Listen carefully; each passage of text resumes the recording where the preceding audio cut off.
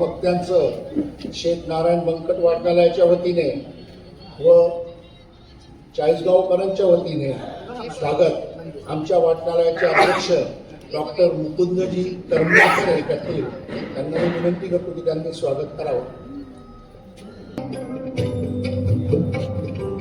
नमस्कार सर्वांना. आपले आजचे आदरणीय वक्ते माननीय प्राचार्य डॉक्टर यशवंत पाटणे सातारा यांचा परिचय करून देण्यासाठी मी आपल्यासमोर उभा आहे.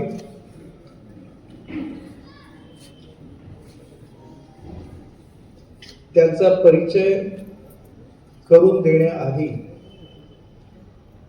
महाराष्ट्रातले जे ख्यातनाम वक्ते होते प्राचार्य शिवाजीराव भोसले, त्यांनी सरांबद्दल जे उद्गार काढलेले आहेत ते मी आपल्याला सांगतो. त्यातून त्यांचा अधिक चांगला परिचय आपल्याला होईल. प्राचार्य डॉक्टर शिवाजीराव भोसले असं म्हणतात की प्राचार्य डॉक्टर यशवंत पाटणे हे महाराष्ट्रातील एक मान्यताप्राप्त वक्ते आहेत. वाणी एवढीच लेखणीही त्यांच्यावर प्रसन्न आहे.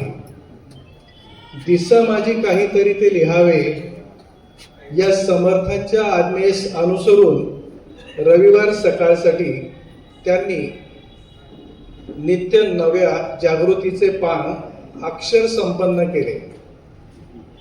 त्यांची अक्षर दौलत त्यांनी वाचकांना बहाल केली आहे. अन्नपूर्णेच्या थाळीप्रमाणे ते सतत भरभरून वाचकांना देत असतात, श्रोत्यांना देत असतात. जगण्याला ज्यामुळे अर्थ प्राप्त होतो अशा सर्व गोष्टींचे संवर्धन संस्कृतीमुळे होते. जेव्हा समाज जीवनाचा तोल ढासळतो, तत्वांना ग्लानी येते, नीतीचा विपर्यास होतो आणि माणसाचा पशु होतो, तेव्हा समाजाला सावरणारा कोणीतरी महात्मा प्रकट होतो. त्याच्या पावलांनी तयार होणारी वाट लोकजीवनात नव्या जाणीवांची पहाट घेऊन येते. तर अशा प्रकारचे सुंदर उद्गार प्राचार्य शिवाजीराव भोसले यांनी त्यांच्यासोबत काढलेले आहे. त्यानंतर सरांचा जो परिचय आहे तो मी करून देतो.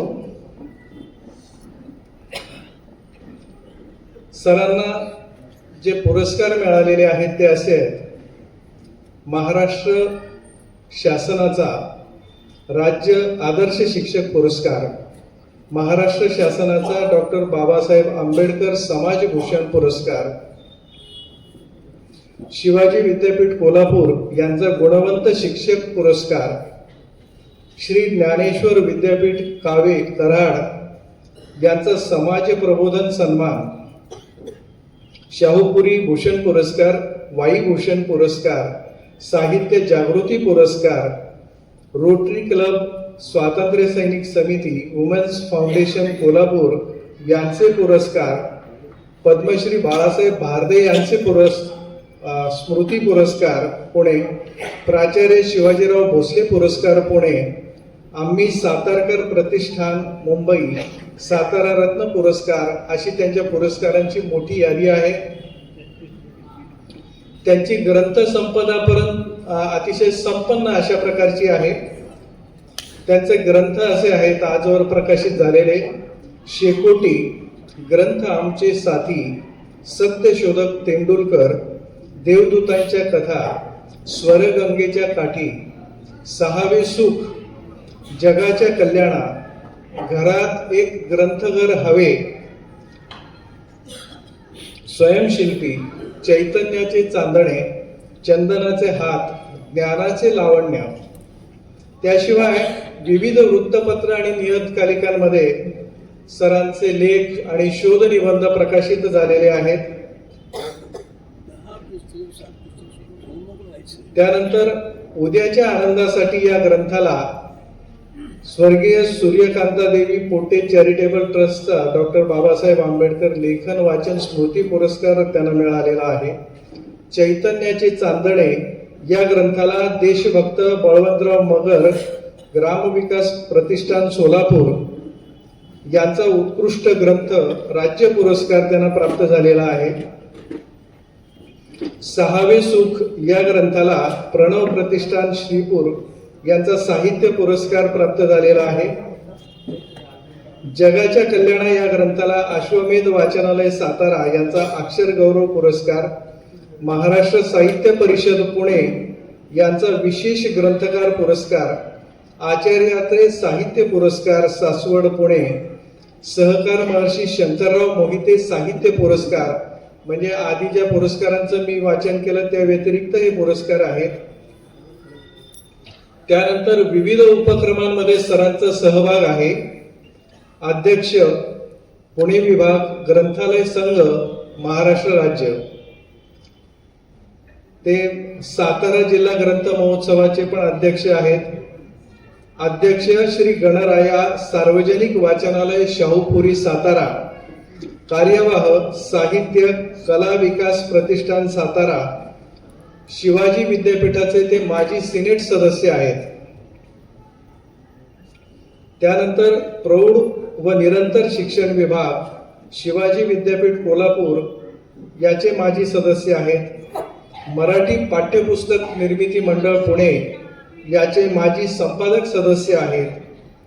त्यानंतर संत साहित्य, महापुरुषांचे जीवन कार्य, वाचन संस्कृती, मानवी मूल्ये इत्यादी विषयांवर संपूर्ण महाराष्ट्रभर आणि महाराष्ट्राच्या बाहेर अनेक व्याख्यानं सरांनी दिलेली आहे. तर अतिशय मोठं असं हे व्यक्तिमत्व आज आपल्याला या व्याख्यानमालेसाठी लाभलेलं आहे. तर मी आपण सर्वांच्या वतीने त्यांचं पुनश्च एकदा स्वागत करतो. त्यांचं स्वागत झालेलंच आहे आणि सरांनी आपल्या विषय प्रतिपादनाला सुरुवात करावी अशी विनंती त्यांना करतो. धन्यवाद. अध्यक्ष आदरणीय मुकुंद करंबेळकर, उपाध्यक्ष भूषणजी पाठक, कार्यवाह राजेश ठोंबरे, सहकार्यवाह मिलिंद देव, सकाळी मला भेटलेले आदरणीय पाठक सर आणि ज्यांनी माझा सुंदर परिचय करून दिला, त्यांच्या मनासारखा सुंदर परिचय करून दिला, ते अल्पावधीत माझे ज्ञानमित्र झाले, ते आदरणीय विश्वास देशपांडे सर, व्याख्यानमालेसाठी आवर्जून उपस्थित असणारे सर्व श्रोते बंधू भगिनी. खरं तर देशपांडे सरांनी फार मोठा माझा परिचय करून दिला आहे आणि परिचय फार वाढत चालला की मी थोडा संकोचून जातो. एवढी काही अजून स्तुतीची सवय नाही आणि फारच परिचय वाढायला लागला की मग मनात प्रश्न येतो की पाटणे ही व्याख्यानमाला आहे का तुझी पुण्यतिथी आहे? कारण लोक पुण्यतिथीला चांगलं बोलतात, पण विश्वासराव देशपांडेंनी माझ्यावर बोलणं हेच माझं पुण्य आहे, हे लक्षात घ्या. ते मोठं पुण्य आहे. मंडळी, मला असं सांगितलं की गेल्या 80 वर्ष ह्या सरस्वतीच्या वीणेचा झंकार हे आपल्या सगळ्या पंचक्रोशीमध्ये घुमतो आहे. खरं तर सरस्वती ही ज्ञानाची देवता आहे, त्यामुळे आपली व्याख्यानमाला हे मला ज्ञानप्रकाशाचं देऊळ वाटतं. हे ज्ञानप्रकाशाचं देऊळ आहे. आणि कवी कुसुमाग्रज यांनी फार छान शब्दामध्ये त्याचं वर्णन केलं आहे की अशा देवळात कसं जावं. ते असं म्हणतात की आकाशाचं मन कळत नाही वाराहून मुक्त झाल्याशिवाय, आकाशाचं मन कळत नाही वाराहून मुक्त झाल्याशिवाय, आणि प्रकाशाच्या देवळात जाता येत नाही दिवाहून भक्त झाल्याशिवाय. तर मी आज एक भक्त म्हणून इथं प्रवेश केला आहे आणि ह्या प्रकाशाच्या देवळात केला आहे. मी सगळ्या मंडळींना सांगेन की शेवट आपली संस्कृती ही प्रकाशपूजक आहे. तमसोरमा ज्योतिर्गमय आपल्या संस्कृतीचा मंत्र आहे. मला तो अंधारातून उजेडाकडे नाही, पण अंधार 2 प्रकारचा असतो. एक सूर्य मावळल्यानंतर अंधार होतो, तर हा अंधार निसर्ग निर्मित असतो. पण मूल्य पायदळी तुडवल्यानंतर अंधार होतो, हा मानव निर्मित अंधार होतो. आणि हा मानव निर्मित अंधार दिवसेंदिवस दाटत चालला आहे. हा वाढता धर्मद्वेष समाज दुभंगत चालला आहे. अतिरेकी चंगळवाद तरुणाई दिशाहीन होत चालली आहे. मूल्यहीन राजकारण, आमच्या जगण्यातलेच प्रश्न सगळे बाजूला गेले. आमच्या सत्सद बुद्धीला थोडी ग्लानी आल्यासारखं झालं आहे. आणि अशा सगळ्या पार्श्वभूमीमध्ये तुम्ही इथे विचारांचा जागर सरस्वती या वाचनालयाच्या माध्यमातून आणि व्याख्यानमालेच्या रूपानं करता. मला आता अध्यक्षांनी सांगितलं की इथं किती नामवंत लोक येऊन गेले. चोरगडे इथे येऊन गेले, शंकर पाटील येऊन गेले, दमा येऊन गेले, व्यंकटेश, बरीच मंडळी येऊन गेली. खरं तर त्या रांगेत आज मला येणं हे माझ्या जीवनातलं सगळ्यात मोठं भाग्य हे लक्षामध्ये घ्या. कारण एवढी मोठी परंपरा, वक्ता हा शेवट कसा असतो की त्याला चांगलं ठिकाण मिळणं, चांगलं बोलायला येणं. अर्थात वक्ता म्हणून मी काही बहाणे पाळतो. मी ज्ञानेश्वरांनी वक्त्याची व्याख्या फार सुंदर केली. वक्ता कोणाला म्हणायचं? ज्याला श्रोत्यांच्या हृदयाची तार छेडता येते आणि मस्तकात बीज पेरता येतं, त्याला वक्ता म्हणावं. माझा विषय तुम्ही दिलाय सुंदर जगण्यासाठी, त्यामुळे तुमच्या हृदयाची तार तुटणार नाही आणि मस्तकाची शिर उठणार नाही. एवढंच सुंदर जगण्यासाठी मी बोलत जाईल मंडळी. कारण तो एक धाक असतो की हा वक्ता कुठून कुठपर्यंत जाईल. पण इथलं एकूण वातावरण जर बघितलं, म्हणजे मी नेहमी सांगतो की जसं वसंत ऋतूचं आगमन झालं की कोकिळेला आपोआप कंठ फुटतो. एक पावसाची सर पडली की मोराचा पिसारा छान खुलतो. वक्त्याचंही तसंच असतं. त्याचं वातावरण अनुकूल असेल तर त्याला छान जम बसतो आणि नसेल तर घाम सुद्धा फुटतो. मला काही घाम फुटण्याची शक्यता नाही, पण घाम फुटेल असे प्रसंग आयुष्यात घडतात. तुम्हाला मी दमांचा एक फक्त प्रसंग सांगून व्याख्यानाला सुरुवात करीन. दमाने सांगितलं की ते गणेशोत्सवाच्या काळात व्याख्यान असतात बघा. एका देवळात असं व्याख्यान आयोजित केलं होतं. व्याख्यान विषय दिला होता विनोदाचं तत्त्वज्ञान. अर्धा तास झाला विनोद सांगून दमलो, पण एकही हसायला तयार नाही. सगळ्यांनी कुलपं घातलेली तोंडाला. नंतर अचानकपणाने विद्युत प्रवाह खंडित झाला, लाईट गेली. लाईट गेल्यानंतर मला अंधारात कळत होतं की पहिल्यांदा स्त्रिया सगळ्या वाट फुटेल तशा निघाल्या, की त्या सकाळपासून तत्त्वज्ञान ऐकून कंटाळल्या होत्या आणि आता याचं कुठं ऐकायचं विनोदाचं, म्हणून त्या गेल्या. काही पुरुष मंडळी गेली आणि जेव्हा लाईट आली त्यांनी बघितलं तर फक्त ओळीनं 7-8 माणसं होती तिथं देवळात. रात्रीची व्याख्यानमाला होती आणि 7-8 माणसं होती. त्यांनी नमस्कार केला. म्हटलं ती 7-8 का होईना तुम्ही म्हटले माझं व्याख्यान ऐकायला थांबलात, याबद्दल मी आभारी आहे. म्हणजे भाषण झाल्यावर त्यांनी सांगितलं, भाषण केलं 7-8 लोकांचं, पण तुम्ही आभारी आहे म्हटले, तुम्ही 7-8 का होईना थांबलात. तर त्यातला एक जण उठला आणि हसत हसत म्हटला, नाही थांबून करतोय काय म्हणजे, आम्ही देवळातच झोपाय असतो म्हणजे. मला माहिती आहे मला सातारा जायचे, तुम्ही सगळे 40 गावातच आहात. पण मंडळी शेवट तत्त्वज्ञान विनोदाचं असू द्यात, तत्त्वज्ञान साहित्याचं असू द्यात, धर्माचं असू द्यात, संस्कृतीचं असू द्यात, या सगळ्याचा केंद्रबिंदू माणूस असतो. पण कुसुमाग्रजांनी काय सांगितलं की नद्या सुंदर आहेत, डोंगर सुंदर आहे, पण याहून सुंदर आहे तो माणूस. मग माथ्यावरती आव्हान पायाखाली रस्ता असला तरी माणसासाठी जगावं असं वाटतं. माणसासाठी जगावं असं वाटतं. आणि जी माणसासाठी जगतात ना ती खरी देव माणसं असतात. शेवट जगणं सगळ्यात लागतं. मी नेहमी सांगतो, जन्माला येताना सगळे सज्जन असतात, पण मरताना सज्जन असणं ही त्याची सगळ्यात मोठी पुण्य असते. लक्षात घ्या, सगळे सज्जन असतात, असा कुणी नाही की तो. शेवट जन्म आपल्या हातात नसतो, मृत्यू आपल्या हातात नसतो. जन्म मृत्यूमधलं जे आयुष्य आपलं आहे ती कुठली मूल्य घेऊन आपण जगतो त्यावर जगण्याची उंची, सार्थकता आणि सुंदरता सगळं अवलंबून असतं. सगळ्यात जर संस्कृतीचं श्रेष्ठ मूल्य कुठलं तुम्ही विचारा तर प्रेम आणि विश्वास हा सुंदर जगण्याचा सगळ्यात मोठा पाया असतो. मला माहिती आहे की अन्न वस्त्र निवारा पाहिजे, पण अन्नाला सुद्धा चिकटून प्रेम यावं लागतं.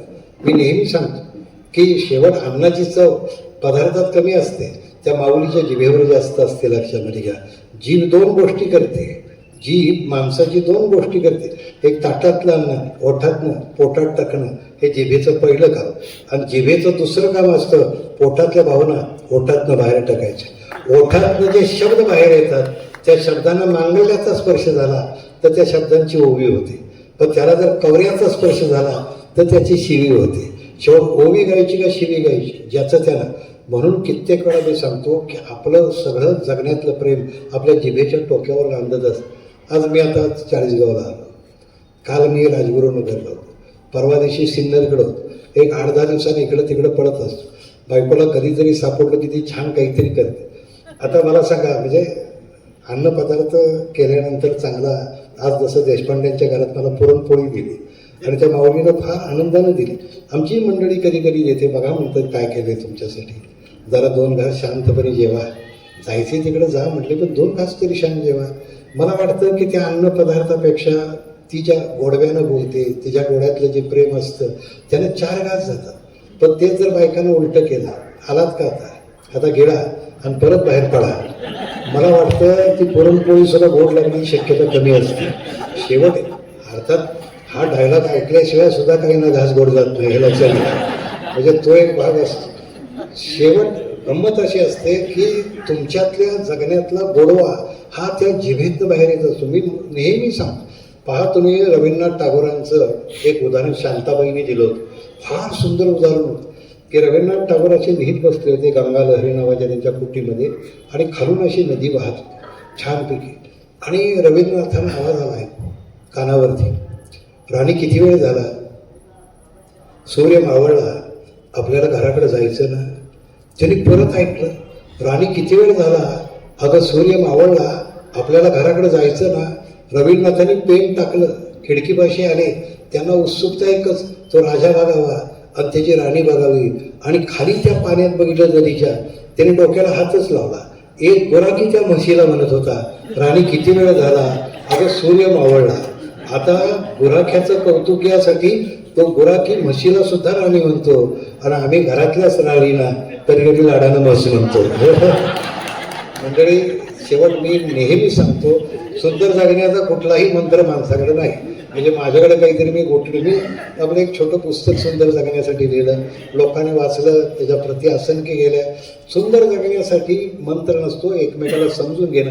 शेवट शब्दाला शब्द जोडून तुम्हाला कविता करता येते, पण मनाला मन जोडलं तर माणूस तयार होतो, हे लक्षात घ्या. मनाला मन आपण जोडूया. त्या ताराबाई शिंदेंनी स्त्री पुरुष तुलना लिहिला. तुम्हाला सुंदर जगायचं आहे ना, तर त्यांनी सांगितलं एकच काम करा, घरातल्या माऊलीचं कौतुक करा, म्हणजे घरातल्या स्त्रीचं कौतुक करा. त्यांनी छान निबंध लिहिला. आणि कौतुक फार नाही म्हटले, सकाळपासून बिचारी काम करते, तिला एवढंच म्हणा किती का दमतेस तू. पण पुरुषांच्या जिभा एवढ्या जड असतात, तुम्हाला सांगतो. बायकोचं कौतुक केलं ती जड झाली तर घ्या काय, हा सगळ्यात मोठा प्रश्न असतो. त्यांनी सांगितलं फक्त 2 गोड शब्दांची ती भुकेली, काही नसते. तर त्यांनी दुसरं सांगितलं, अगदीच तुम्हाला जिभेनं फार जड वाटत असेल तर एक काम करा, घरात येताना थोडं हसत हसत या. तुमच्या चेहऱ्यावरती पौर्णिमा असेल ना, तर घरात चैतन्याचं चांदणं असतं, लक्षात घ्या. फक्त तुमच्या चेहऱ्यावर तुम्ही थोडं हसत हसत जा. बघा तुम्ही घरातलं वातावरण बदल. पण आपण असं जातो की सगळ्या राष्ट्राची चिंता आपल्यालाच आहे, आणि बहुतेक देवेंद्र फडणवीस बाजूला झाले तर ह्यालाच म्हणते कोणती व्हा मुख्यमंत्री, अशी सगळी इतकी चिंता तू काय असतं. अरे थोडं हसायला कुठं टॅक्स पडतो का सांगा, थोडं हसायला.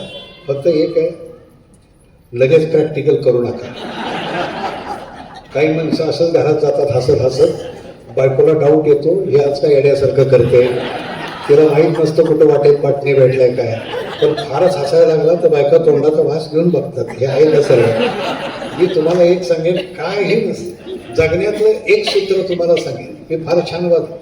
Wear there is a faith there is a love. जिथं विश्वास आहे ना तिथं प्रेम. Where there is love there is a peace. जिथं तुमच्याकडे प्रेम आहे ना तिथं शांती. Where there is a peace there is a God. तुमच्या जगण्यात सगळ्यात म्हणजे दया क्षमा शांती, तेथे देवाची वस्ती. पहा तुम्ही, देवाची वस्ती म्हणजे तर काय, देवत्व मी तुम्हाला सांगितलं ना, माणसासाठी एकमेकासाठी जगावंसं वाटणं, ही देवाची वस्ती असते. आणि ही जगण्यातली सगळ्यात मोठी श्रीमंती असते, लक्षात घ्या. आपल्या श्रीमंतीच्याच व्याख्या वेगळ्या आहेत. आपल्याला सगळ्याला सध्या इतकं प्रचंडपणाचं वेळ लागलंय, म्हणजे प्रचंड मोठी आलिशान गाडी पाहिजे, प्रचंड मोठा बंगला पाहिजे, प्रचंड पगार पाहिजे. अगदी कॉलेजमधल्या मुलांना सुद्धा मोबाईल छोटा चालत नाही, त्यांना सुद्धा चांगला प्रचंड चालतो. लहान जर मोबाईल असेल ना तर त्यांना असं वाटतं आपण दारिद्र्यरेषेखाली जगतोय का काय, कोण असतो. ह्या मानसिकता आहेत सध्या. आणि ह्या प्रचंडपणाच्या नादात आपण काय हरवत चाललोय सांगू. आपण जगण्यातला एक सात्विक आनंद हरवत चाललोय, साधेपणातला आनंद हरवत चाललोय. आपल्या आकाशातल्या चांदण्याकडे आपलं मन रिझवत नाही. जुळजुळ वाहणारा झरा आपल्या अंतःकरणाला कधी स्पर्श करत नाही. एखादं फूल पाहिल्यानंतर त्यातलं मुलायम सौंदर्य आपल्या काळजाला कधी टेकत नाही. आपण साधेपणातले आनंद सगळे हरवत चाललोय. मंडळी, साधेपणात सुद्धा साधुत्व असतं, साधेपणातही सौंदर्य असतं, आणि साधेपणातही सामर्थ्य असतं. हे बघायचंच तुम्हाला असेल तर कधीतरी साने गुरुजींच्याकडे बघा, बाबा आमटेंच्याकडे बघा, गाडगे बाबांच्याकडे बघा. अरे साने गुरुजींचं श्यामच्या एकत किती पिढ्या जगणं सुंदर करून गेल्या सांगा, किती पिढ्या. म्हणजे आज सुद्धा ती माऊली आमच्या डोळ्यासमोर येते. म्हणजे जसा तो श्याम आमच्या आयुष्याला एक वेगळं अशा पद्धतीचं एक वैभव देऊन गेला. आज साने गुरुजी नाहीत, आज सगळे नाने गुरुजी झाले. तुम्हाला मी सांगतो, आज सुद्धा मी येता येता मला एक फोन आला. त्या जालिंदर नगर खेडच्या तिथं कोण वारे गुरुजी आहेत. मी सकाळी देशपांडे सर तुम्हाला म्हटलं दत्तात्रय वारे, या माणसानं 7 महिन्यामध्ये एक मराठी शाळा इतकी सुंदर केली की संपूर्ण जगामध्ये खेडच्या इथली शाळा आज 1 नंबर झाली. जितकी मुलं 14 भाषा शिकतात, 14 भाषा बोलतात. कुठल्याही देशात गेला तर माझा मुलगा समर्थपणे बोलला पाहिजे. तिथला 7वीचा मुलगा 12वीची परीक्षा सहज पास होतो आणि 4थीचा मुलगा 10वीची परीक्षा पास होतो. त्यांच्याकडे ज्ञान मिळवण्याची त्यांनी एक सुंदर कला दिली. शेवट अध्यापनाची सुद्धा सुंदर कला. तुमचं जगणं पहिलं समृद्ध आईची मांडी करते आणि दुसरं जगणं तुमचा शिक्षक. आयुष्याच्या वाटेवर भेटलेली शाळा. आज तुम्ही शाळेमध्ये हा सगळा प्रपंच रचला आहे. खरं तुम्हाला मी सांगेन, मी पेंढारकरांचं एक पुस्तक वाचत होतो, गजानन पेंढारकर, व्हिको टर्मरिक क्रीमचे मालक. त्यांच्या पुस्तकाचं नाव आहे कर्मचारी समिती. त्यांनी सांगितलं की माझे वडील शिक्षक होते आणि शिक्षक झाल्यानंतर त्यांनी फोटोग्राफीचा व्यवसाय सुरू केला. काहीतरी उद्योग पाहिजे आणि ते एवढे म्हणजे कल्पक होते म्हटले की कित्येक वेळा बायका गजरा घालून यायच्या आणि कित्येक माणसं हाताला अत्तर लावून यायच्या आणि बायका जाताना म्हणायच्या गजऱ्याचा फोटो निघाला पाहिजे आणि तो बाबा म्हणायचा अत्तराचा फोटो बी निघाला पाहिजे. म्हणजे गंमत अशी, आता गजऱ्याचा फोटो काढायचा कसा, गजऱ्याच्या वासाचा फोटो. पण त्यांनी म्हटले गल्ल्याखाली अशी सगळी अत्तर ठेवली होती. एक सगळी गुलाबाचा अत्तर, हिना अत्तर, आणि तो फोटो काढला की बोळा मागणं फक्त फिरवायची आणि दाखवायची, येते का वास बघा म्हटले, आणि माणसं खुश व्हायची. त्यांनी मला जगणं सुंदर करण्यासाठी काय केलं असेल तर मला चित्रकलेची शिकवणी लावली. मी म्हणतो बाबा, सगळीजणं गणित इंग्रजी शिकवणी लावतात, तुम्ही चित्रकलेची कशाला लावली? तर वडील माझे इतके छान म्हणले, हे बघ म्हणजे चित्रकलेत आडव्या उभ्या तिरप्या कशा हे रेषा असतात तशी माणसं आयुष्यात भेटतात म्हणले. चित्रकलेत रंगात रंग मिसळावा लागतो, तशी वेगळ्या रंगाची माणसं आली तर तुला मिसळता आलं पाहिजे. तू पहिल्यांदा चित्रकला शिक, तुला जीवनाची कला शिकता येईल म्हटले. मी जेव्हा शाळेत गेलो त्या शाळेमध्ये म्हणजे चित्रकलेचे सर होते. त्यांनी सुंदर चित्र काढलं होतं पाणी पिण्याच्या जगाचं. इतकं सुंदर चित्र होतं म्हटले ते, आणि त्यांचं बघून मी खाली काढलं. तर माझं इतकं घाणेरडं होतं म्हणले की तोंड एका बाजूला आणि बुड एका बाजूला होतं म्हणले. मी ते घाणेरडं चित्र होतं, त्याच्याखाली लिहावंच लागायचं हे जग आहे पाण्याचं, तर तो कळायचा. असलं तिरकं चित्र होतं. सर म्हणजे सगळ्यांची चित्र बघत बघत माझ्याकडे आले. म्हणजे गजानन तुझं चित्र दाखव. सर म्हटलं माझं चित्र बघू नका. म्हणजे का? नाही, तुम्हाला शिकवण्याचा पश्चाताप होऊ नये म्हणून म्हणतोय म्हटले. नाही म्हणजे होऊ देत मला. ते चित्र बघा कसा असतो, शिक्षकाचा स्पर्श किती जगणं सुंदर करतो. ते चित्र बघितल्यानंतर शिक्षकाने एकच काम केलं, असू दे म्हटले, तुझा जग तिरकायनं पाणी पिण्याचा. एक खडू घेतला आणि जगाखाली त्याने एक असा केला आणि टब काढला. जरासा कडेचा निळा रंग घेतला, टबात बोटं फिरवली, त्याचं पाणी केलं आणि पाण्यात तो टब. त्याने प्रश्न विचारला गजाननला, पाण्यात वस्तू कशी दिसते? गजानन म्हणला तिरकी दिसते. मग तुझा जग जरी तिरका असला तरी त्याला विज्ञानाची मान्यता आहे म्हटले. आता बघ म्हटले, त्याने काळा रंग घेतला, त्याला छान शेडिंग केलं, खडू घेतला आणि सगळ्याला ब्रॅकेट केलं. आणि गजानन पेंढारकर त्या पुस्तकात लिहितात, मी बघतच राहिलो. माझं चित्र नव्हतं, ते विचित्र होतं, इतकं घाणेरडं होतं.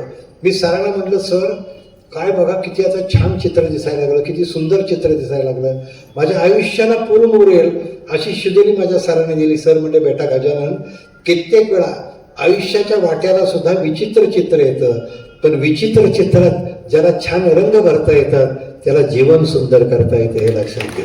तुला विचित्र चित्रात सुंदर रंग भरता आले पाहिजे. हे रंग अनेक असतात, अनेक रंग असतात.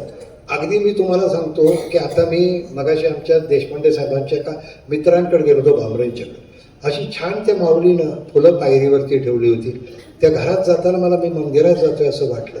साधं आहे ते प्रांगण, त्या फुलांनी एवढं गंधित झालं होतं आणि एवढं सुंदर झालं होतं. तुम्हाला रंग भरण्याची कला साहित्य शिकवतं बघा. जीवनात तुमच्या जगण्यात जर तुम्ही साहित्याच्या प्रांतातून गेला ना, काय असतं की साहित्यातली अक्षरं आयुष्याला सुंदर करतात. साहित्याची अक्षरं तुम्हाला वैचारिक बैठक देतात. मी नेहमी सांगतो, सृष्टीतली फुलं उमलून बाजूला होतात, मावळून जातात, पण साहित्यातले शब्द बोला चिरंतन चैतन्याचा गंध असतो. ते कायम आपल्याला सुगंधित करत राहतात. आणि साहित्य जे चांगलं असतं, चांगल्या साहित्याला कधी मृत्यू नसतो. मला अनेक जण सांगतात, सर आम्ही त्यावेळी ययाती वाचलं, आम्ही त्यावेळी मृत्युंजय वाचलं, त्यावेळी बाबासाहेबांची शिवाजी महाराजांची पुस्तकं. म्हणजे 3 लोक आमच्यासाठी यासाठी महत्त्वाचे आहेत की बाबासाहेब पुरंदरेंनी शिवाजी घराघरापर्यंत नेला, गरिबांनी आमच्याकडचा राम हा घराघरात नेला, आणि प्राचार्य शिवाजीराव भोसलेंनी विवेकानंद घराघरामध्ये नेला. या माणसाने आमची जगणी सगळी सुंदर केली की चांगलं पुस्तक ज्याच्यावर वाचकांचं उदंड प्रेम असतं त्याला कधी मृत्यू नसतो, ते तुम्हाला आयुष्यभर भावनिक सोबत करत राहतं. मला कित्येक वेळा वाटतं की चांगलं वाचलेलं पुस्तक हे इतकं आपल्याला आयुष्य गंधित करतं. म्हणजे त्या शांताबाई शेळकेने एका सांगितलं होतं, तुमची मैत्री जेवढी ग्रंथांशी वाढते ना तेवढं जगणं तुमचं सुंदर होत जातं. पहा, त्यांनी सांगितलं तो कवी असा रस्त्याने चालला, ऊन रखरखत होतं, तो सहज आपला चालत असताना त्याला उन्हात एक काटकी दिसली मोठी. आता कवी असल्यामुळं काय त्याला कोणाशीही बोलायला परवानगी असते, त्यामुळं तो खाली थांबला आणि त्या काटकीला त्याने विचारलं, अगं किती वेळ उन्हात पडलीस, बरं नाही म्हटली. मग तिला उचललं आणि यानं झाडाच्या सावलीत ठेवलं. आता काम इथं झालंय ना, जरा पुढं गेल्यावर परत मागं आला. अगं म्हटले सावलीत ठेवलं खरं, पण तू एकटीच दिसतेस म्हणले. थांब म्हणले, पण काटकी त्यानं मध्येच मोडली आणि काटकी शेजारी काटकी ठेवली आणि काटकीला सांगितलं, आता काळजी नको करूस, हे बघ तुला सोबत दिलेली आहे म्हटले. आणि छान तिथं प्रसंग संपत नाही. शांताबाई पुढं म्हणतात, काटकी मोडता येते, काटकीला काटकी जोडता येते आणि काटकीचं एकाकी पण दूर करता येतं, पण माणसाला कसं मोडायचं तिथं खाली त्या उत्तर देतात, माणसाला मोडता येत नाही पण माणसाला ग्रंथाशी जोडता येतं आणि जीवनातलं एकाकी पण दूर करता येतं. तुम्हाला जोडण्याची कला आली पाहिजे, कारण तुम्हाला धनाची गुंतवणूक करता येते, मनाची कधी केलीत का? आज ज्याला मनाची गुंतवणूक करायची आहे ना, तो सगळ्यात जगण्यात सगळ्यात मोठा आनंदी असतो. मी नेहमी सांगत असतो की तुमची ओळख कशावरती आहे, तुमच्या घरात असणारा ग्रंथ ही तुमची ओळख असते, लक्षामध्ये घ्या. सगळ्या गोष्टी आपल्याकडे येतात, पण जीवनात एखादा चांगला ग्रंथ आपल्या समोर दिसणं, ज्ञानेश्वरी दिसणं, गाथा दिसणं, एखादा भागवत दिसणं, यासारखं घराचं वैभव कुठलं नसतं. जीवनात आपल्याकडची ग्रंथ ही आपली सगळ्यात मोठी ताकद आहे. तुम्हाला माहिती आहे, पंडित मदन मोहन मालवीय यांनी एकदा डॉक्टर आंबेडकरांना विचारलं, तुम्ही एवढं विद्वत्ता प्रचुर बोलता, तुमच्या घरात असे ग्रंथ तरी किती आहेत? तेव्हा आंबेडकरांनी सांगितलं, माझ्याकडे 2 लाख रुपयांचे ग्रंथ आहेत. म्हणजे 2 लाख रुपयांचे. तर म्हणले मी तुम्हाला 3 लाख देतो, मला देता का तेवढे तुमचे ग्रंथ? डॉक्टर आंबेडकरांच्यावर प्रेम करायचे तर असं करा. डॉक्टर आंबेडकरांनी सांगितलं, माझ्या घरातनं ग्रंथ जाणं हा माझ्या कुडीतनं प्राण गेल्यासारखं आहे. म्हटले मी ग्रंथ नाही देणार. एवढं उदंड प्रेम का, कुडीतनं प्राण जाणं. अरे मी नेहमी सांगतो, जीवनात असे अनेक प्रसंग सत्वपरीक्षा पाहणारे येतात. त्या सत्वपरीक्षा पाहणाऱ्या प्रसंगाला सामोरं जाण्याचं सामर्थ्य तुम्हाला ग्रंथातले अक्षर देतात. जीवनात काही वेळा आपल्याला आत्महत्या करावं असं वाटतं, पण त्यावेळेस तुम्हाला एखादा ग्रंथ सहज सोबत करतो आणि मी वाचतो. मी कित्येक वेळा सांगतो, चांगले ग्रंथ तुम्ही वीणा श्रीखंडेचा आणि 2 हात वाचा. बोबडा असणारा माणूस पट्टीचा वक्ता झाला. शंकरदयाळ शर्मांचं ऑपरेशन त्यांनी पोटाचं केलं. त्यांनी लिहिलं की माणसाकडं त्याचं म्हणून एक सामर्थ्य असतं, स्वसामर्थ्याची जाणीव हा जगण्याच्या उन्नतीचा प्रारंभ असतो. लक्षात घ्या की मला मी ओळखता आला पाहिजे. अनेक वेळा काही ग्रंथ असेही असतात की तुम्हाला हसत म्हणजे तुम्ही पुलंचा ग्रंथ वाचा, अत्रेंचा ग्रंथ वाचा. विनोदाच्या माध्यमांना सुद्धा ही माणसं काय मूल्य बांधत असतात. मला सहज आठवलं, तुम्हाला सांगतो की चीनचं युद्ध चालू होतं. आपला मराठी सैनिक सीमेवर लढत होता आणि दिवाळीचा सण आला होता आणि लग्न त्याचं झालेलं होतं. बायकोला भेटण्याची पुष्कळ इच्छा होती आणि तिची रजा नाकारली. ते सगळ्या भारतावर चिडला. म्हटलं हे काय, म्हटलं माझं लग्न झाले, मला रजा मिळत नाही. आणि मग त्याने विचार करून शेवट एक निर्णय घेतला की आता आपल्या बायकोला पत्र लिहावं. एक कागद सुद्धा त्याने घेतला, एक प्रिय शब्द लिहिला आणि मला पत्र काय लिहायचं तर तिला सांगायचं तिकडं की तू तिकडून वर जा, मी इकडून वर जातो. पण इकडून वर जायला मार्ग काही थंडी होती. मला छानपैकी लाकडं पेटवू. त्याने जंगलातली लाकडं आणली, पेटवायला सुरुवात केली. बायको हुशार होती, बहुतेक असतातच त्या. त्यांनी सांगितलं की तिनं जाताना हा काहीतरी बरं वाईट करू नये म्हणून दिवाळीचा अंक त्याला पाठवला. दिवाळी अंक साधा अंक पाठवला आणि त्याने विचार केला, शेकोटीच्या ज्वाळा इतक्या उंच जायला लागल्या, त्याला चक्क ते अंक दिसायला लागला.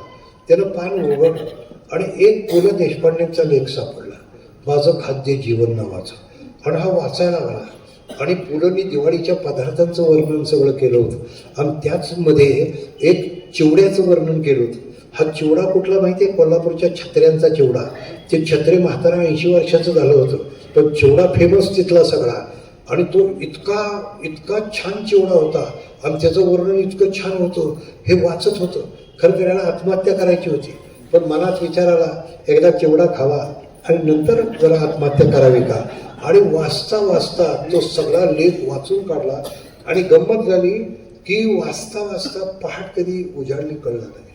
शेकोटी विजली होती आणि पहाटेचा तो छान वारा आणि त्याच वेळेस त्याच्या प्रकाश त्याच्यावरती. आणि त्याने विचार केला, रे एवढं सुंदर वाङ्मय, एवढं किती छान लिहिलं. त्यानं प्रिय शब्द लिहिला होता, त्यासमोर त्यानं बायकोचं नाव लिहिलं नाही, त्यानं लिहिलं प्रिय बाई. खरं सांगतो म्हणजे काल रात्री मला मारावंसं वाटत होतं. काल रात्री मला मारावंसं वाटत होतं. तुमचा एक लेख वाचला, आज मला जगावंसं वाटतंय म्हटले. पहा, 1-2 ओळी काल मारावंसं वाटत होतं, आज लेख वाचला, मला जगावंसं वाटतंय. आणि भाईंनी त्याला पत्र लिहिल्यानंतर, हे माझ्या प्रिय वाचका, अरे माझ्या शब्दांमुळं तुला जगावंसं वाटतं, म्हणून माझ्यासारख्या लेखकाला लिहावंसं वाटतं. ही गोष्ट लक्षात घे. हा जगणं आणि लिहिणं यांचा अनुबंध म्हणजे साहित्य असतं. लक्षात जगणं शेवट माणसाचं आयुष्य काय हो, तो एक मोठा महासागर आहे. त्यात दुःखाच्या मासोळ्या आहेत, मोहाच्या मगरी आहेत, संकटाचे खडक आहेत. पण हे सगळं तुडवत तुम्हाला जर बाहेर जायचंय तर तुम्हाला तुमचं सामर्थ्य हे मिळवावं लागतं. काही वेळा मी नेहमी सांगत असतो की जगण्यातलं सामर्थ्य तुम्हाला अनेक ग्रंथ येतात. पहा, शेवट समाजातले विचारवंत असतात, कलावंत असतात. हे तुमचं दुःख दूर करण्यासाठी आपली सगळी कला पेश करत असतात. आज करंबेळकर तुम्ही नाट्य वाचन घेता, काय हेतू असतो की माणसं व्यक्त होतात, आपल्या जगण्याला वेगळा आनंद देतात. तुम्ही बघा, त्या व्हिक्टर फ्रँकल नावाचा माणूस आहे, अर्थाच्या शोधात पुस्तक लिहिले. प्रत्येकाला एक प्रश्न पडतो, का? त्या प्रश्नाचं उत्तर त्याला त्याचं शोधावं लागतं. त्यानं सांगितलंय, लोगोथेरपी सारखी थेरपी सांगितलेली आहे की ज्याला जगायचं कशासाठी कळतं त्याला सारं सहन करता येतं. कशासाठी जगायचं हे ज्याला कळतं. आता मी कित्येक वेळा असा विचार करतो, आपल्याला कधी कळतं? आपण जेव्हा लहान असतो तेव्हा आई, आपण अगदी 8वी-9वीत असलो तर आई म्हणते तुला काही कळत नाही. बरं, त्यावेळी आपल्याला खरंच काही कळत नाही. लग्न झाल्यानंतर पोरंही म्हणतात बाबा तुम्हाला काही कळत नाही. तर तेही झालं. बायको तर नेहमीच सांगत असते तुम्हाला काहीच कळत नाही. मग आपल्याला कळत नाही, मग कळतं कधी आपल्याला हेही कळत नाही. लक्षामध्ये घ्या, आपल्याला पण कळत नसतं त्यावेळी न कळत काही संस्कार व्हावे लागतात. आणि हे संस्कार जे आपल्या मनावर होतात, म्हणून मी नेहमी सांगतो लहान मुलांना तुम्ही अशा एका वेगळ्या विश्वास साहित्याच्या न्या. पहा, तुम्ही आता मुलांची खोळखोळी झाली. पहिल्यांदा आई लेकरू दूध पित नसेल तर त्याला खोळखोळा वाजवायची. का? तर लेकरानं दूध प्यावं, लेकराचं पोट भरावं. आता मोबाईलशिवाय पोरगं दूध पित नाही. आता पोरांची खुळखुळी झाली ती गोष्ट वेगळी सगळी. पण हे कशातनं का घडतंय? तर त्याचं एक आहे की आपल्याला जगण्यातले आपले संस्कार करणारे आईवडील. ज्या घरामध्ये, मी नेहमी सांगतो, सकाळीच सांगितलं मी, ज्या घरामध्ये लहान लहान बारकी मुलं असतात ना, त्या भिंतीवर चित्रवित्र असतात, त्या घराच्या भिंती बोलक्या असतात. पण ज्या घरामध्ये आजी आजोबा असतात ना, त्या घराच्या भिंती भक्कम असतात. लक्षामध्ये घ्या, आम्हाला भिंती भक्कम करायची असेल आणि सुंदर जगायचं असेल तर जगण्याला अशी नाती बांधावी लागतात. तुम्हाला मी सांगतो की मी लहान होतो, अतिशय 9वीत असेल साधारणतः. 9वीत असताना मी एक आमच्याकडं असं शाहू म्हणजे पॅलेस आहे तिथं, जलमंदिर म्हणून. तर तिथं पारायण सोहळा चालला होता ज्ञानेश्वरीचा. माझे वडील शिक्षक होते. आईसाहेबांच्या जवळ ते असायचे, म्हणजे राजमाता सुमित्राजी भोसले. त्यांनी तो पारायण सोहळा घेतला होता आणि मला म्हटले की तू त्या ज्ञानेश्वरीच्या पारायण सोहळ्याला बसायचं.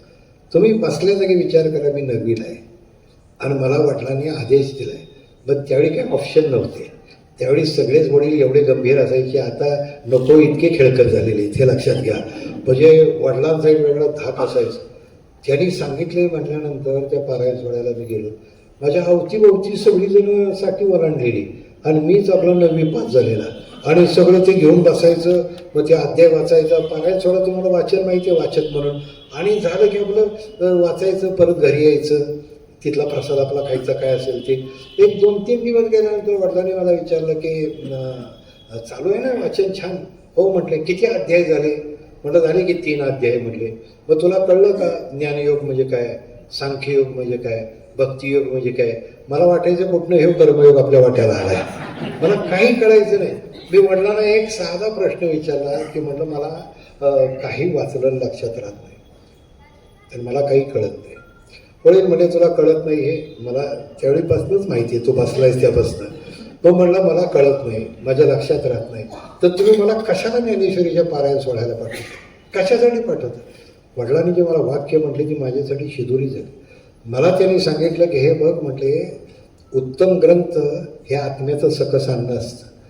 आपला जगणं जर आपल्याला सुदृढ आणि सुंदर करायचं असेल तर उत्तम ग्रंथाच्या सानिध्यात जावं.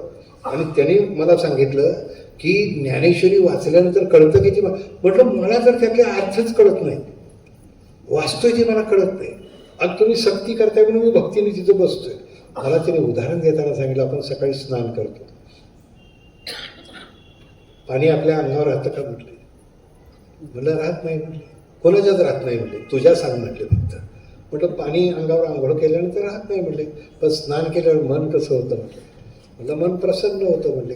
बेटा ज्ञानेश्वरीच्या ओवीचं असंच आहे, नाही लक्षात राहिली तरी चालेल पण ओवीच्या वाचनानं मन प्रसन्न होतं म्हटले. ते लक्षात किती राहतं मला माहीत नाही, पण मन प्रसन्न करणारा ग्रंथ असतो, तो जगण्याला समृद्ध तर करतो. तुम्ही करंबेळकर मगाशी मला एक वाक्य बोलला, काय म्हणलं की तेंडुलकरांची जेव्हा मी PhD केली की एखादा ग्रंथ वाचल्यानंतर आपण समृद्ध झालो ही भावना जेव्हा असते ना, तेव्हा तो सर्वश्रेष्ठ ग्रंथ असतो. ग्रंथ तुमच्या सामाजिक जीवनावरच्या आंतरसंबंधांची तपासणी करतो आणि श्रेष्ठ साहित्य ते होतं हे सगळं. पण कित्येक वेळेला असे असंख्य घरं असतात ज्या घरामध्ये, मी तुम्हाला सांगतो, मी प्राचार्य जेव्हा होतो ना तेव्हा माझ्या डोक्यात एकच असतं की विद्यार्थ्यांच्या पारितोषिकाला हलते कप द्यायचे नाहीत, त्यांना पुस्तकं द्यायची. अनेक आजूबाजूच्या खेड्यापाड्यातल्या आया यायच्या आणि त्या सांगायच्या की पोराच्या पुस्तकापलीकडं घरात पुस्तक नव्हतं, ही दौलत आमच्या घरात आली. आणि ती दौलत ज्या घरात असते ना ते घर श्रीमंत. तर माहिती आहे सुधाताईंचं, सुधाताईंनी एक अनुभव मध्यंतरी सांगितला की वडिलांनी त्यांना एका मोठ्या उद्योगपतीचं घर दाखवलं, मोठ्या उद्योगपतीचं.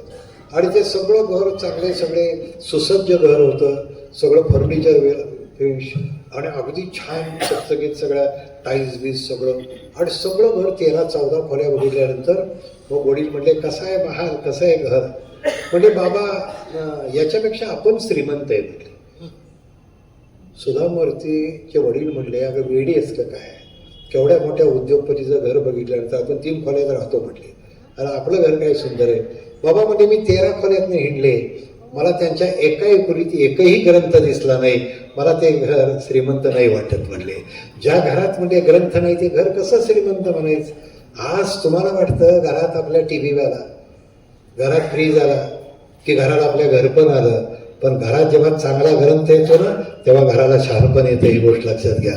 आम्हाला घरं शहाणी करायची असतील, आम्हाला घरं समृद्ध करायची असेल आणि आमचं जगणंही आम्हाला समृद्ध, तर तुम्ही त्या ग्रंथांच्या सानिध्यात मंडळी आला पाहिजे. शेवट एक लक्षात घ्या, वारसा हक्कानं तुम्हाला काय मिळेल? अरे तुमच्या संपत्तीला वारसा असतो, पण तुमच्या ज्या आवडीनिवडी असतात, मी कित्येक वेळा विचार करतो, माझ्या घरात पुस्तकं आहेत, ह्याचं काय करायचं, याचं ह्याचा वारसा कोण चालवणार आहे पुढं?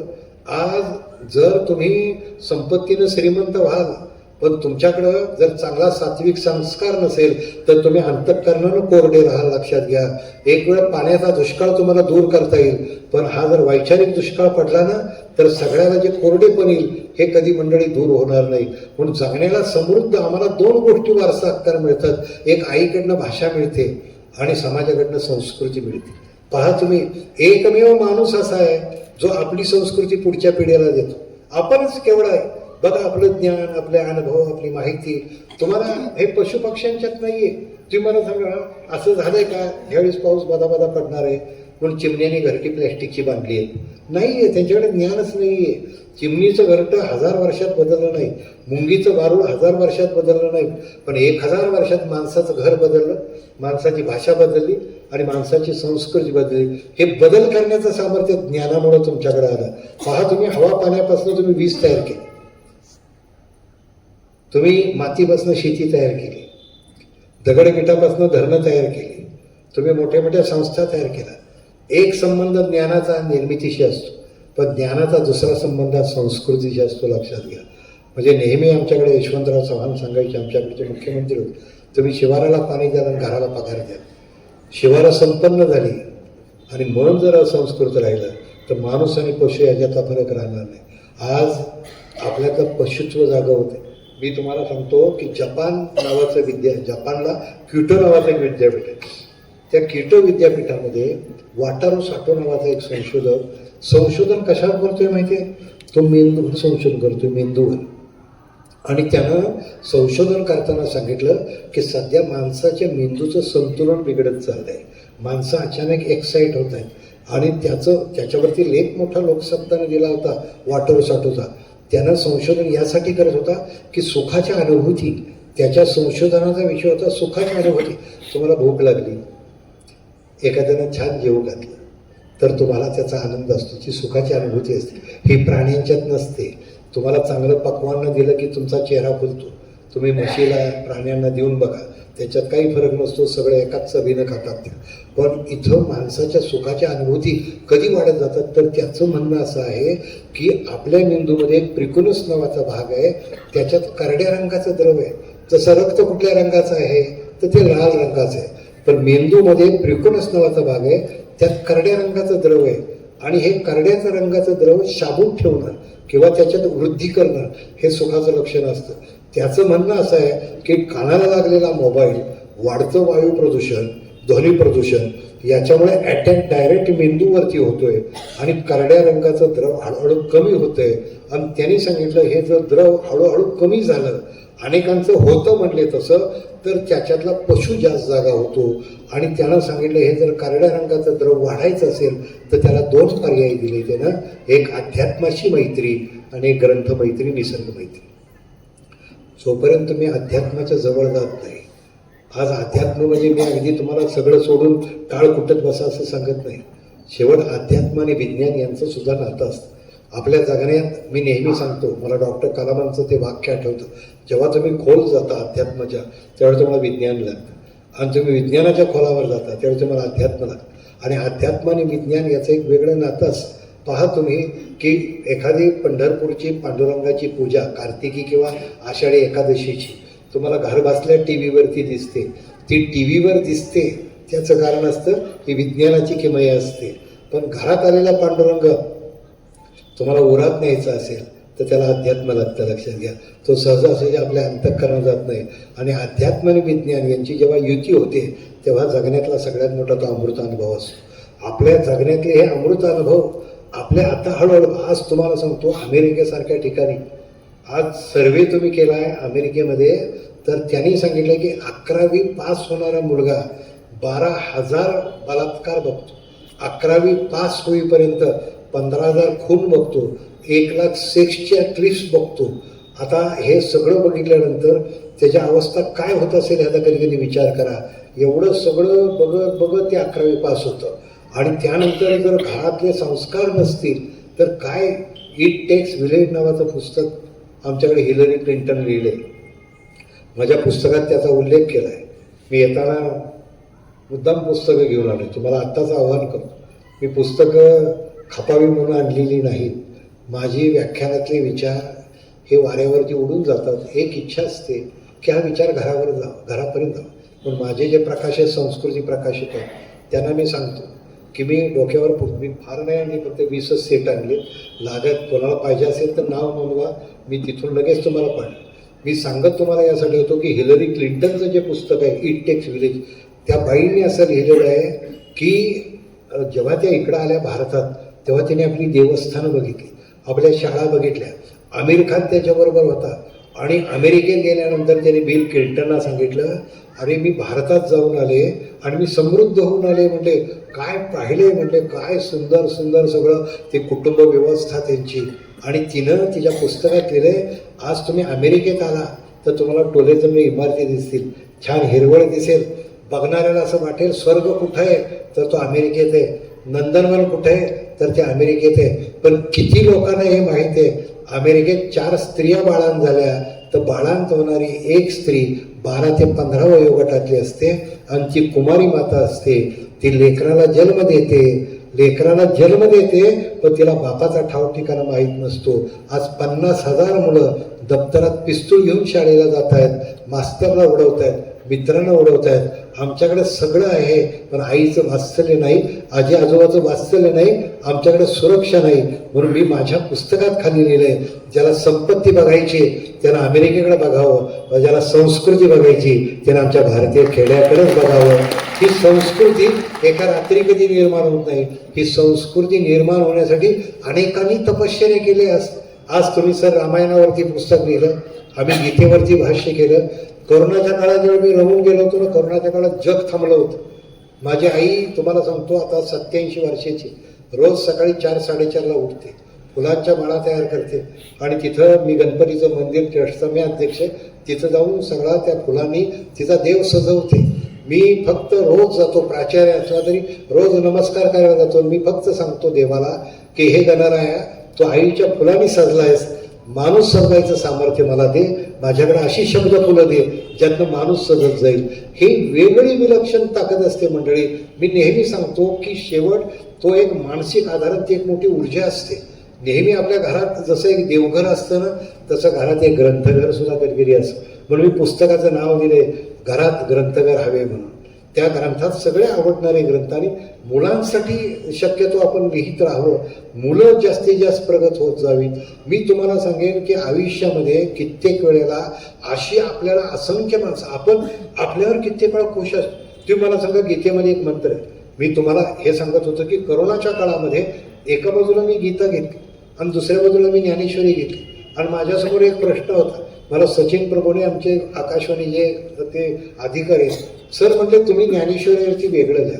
मी ज्ञानाचं लावण्य पुस्तक आलं. मी काय केलं, मला जी ओवी आवडली त्याच्यावर छान लिहित जायचं, गीतेचा संदर्भ घ्यायचा आणि ओवीचं विवरण करायचं, ज्ञानाचं लावण्य जन्माला आलं. मला एक त्यातला गीतेमध्ये श्लोक सापडला, तस्मात योगी भव. काय अर्थ आहे तस्मात योगी भव? याचा अर्थ कुठल्या तत्वाशी तू बांधलायस. आज कुठल्या तत्वाशी आपण बांधलेलो आहोत? अरे सतार सुद्धा त्या मुठीला बांधलेली असते, म्हणून तारेतनं विणेचा झंकार जन्माला येतो.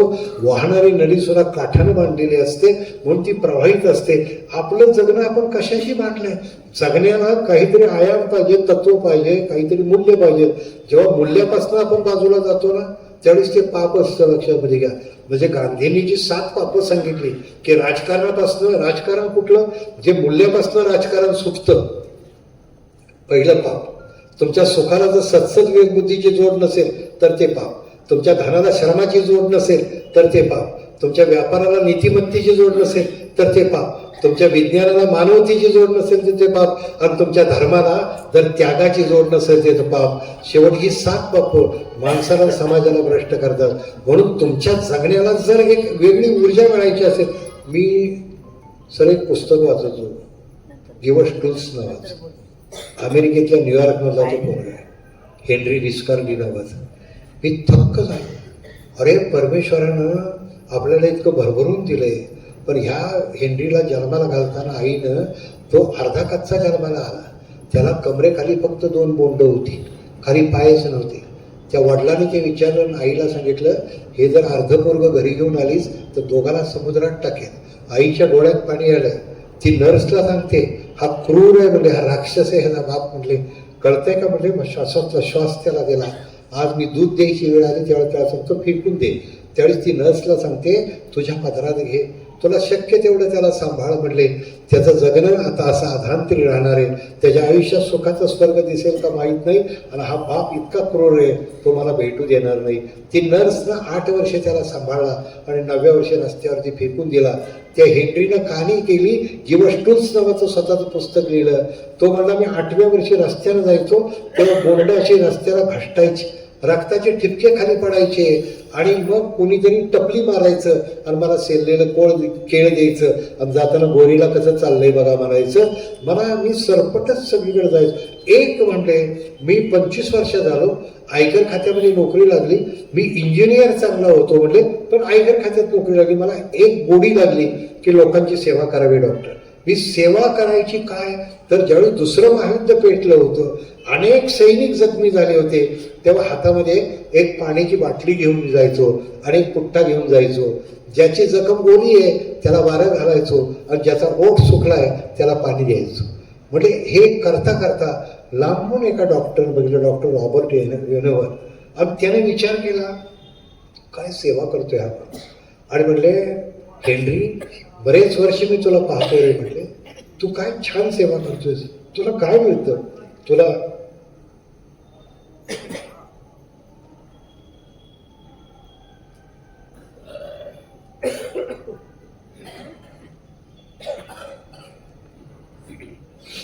मंडळी हेनरीनं जे उत्तर दिलंय त्यानं सांगितलं की परमेश्वरासमोर जोडलेला हा पवित्रच असतो, पण जेव्हा तो सेवेसाठी पुढे होतो ना तेव्हा अधिक कृतार्थ होतो.